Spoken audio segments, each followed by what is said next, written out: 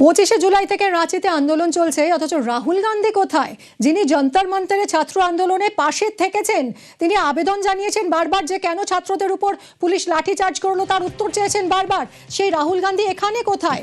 দিল্লির যন্তর মন্তরের আন্দোলনে এতটা সরব, কিন্তু রাঁচিতে কেন নীরব? এই প্রশ্ন যখন বারবার করে উঠছে, তখন অবশেষে মুখ খুললেন রাহুল গান্ধী। 25শে জুলাই থেকে রাঁচিতে আন্দোলনে পড়ুয়ারা 10ই অগস্ট এই ঘটনা নিয়ে মুখ খুললেন রাহুল। এক্স হ্যান্ডেলে পোস্ট করেছেন লোকসভার বিরোধী দলনেতা। পড়ুয়াদের উপর পুলিশি অত্যাচারের নিন্দা জানিয়েছেন রাহুল। বন্ধু সরকারকে আলোচনায় সমস্যা সমাধানের পরামর্শ রাহুলের।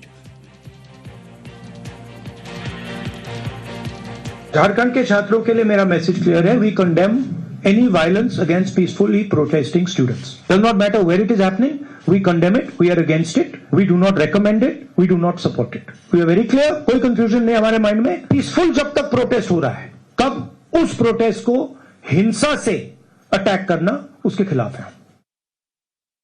আসবেন, হয়তো জবাব তো দিতেই হবে। দিল্লি হোক আর ঝাড়খণ্ডই হোক, এই যে ছাত্রদের খেপিয়ে যারা রুটি সেঁকেছে রাজনীতির, তাদেরকে জবাব দিতে হবে সমাজের সামনে। কারণ তাদের সরকার, বিদেশি গডফাদারদের অঙ্গুলি হেলনে অর্থে এই সমস্ত কিছু হচ্ছে। তো নরেন্দ্র মোদীকে কোনো না কোনো ভাবে টার্গেট করার মাধ্যমে করার চেষ্টা হচ্ছে। কিন্তু এখানকার জনতা খুবই সজাগ।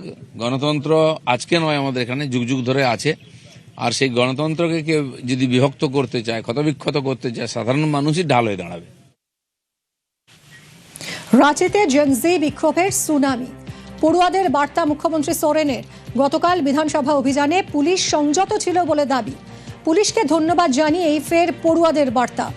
পড়ুয়াদের সব দাবি সরকার শুনেছে বলে বার্তা। দাবি পূরণেরও আশ্বাস ঝাড়খণ্ডের মুখ্যমন্ত্রীর।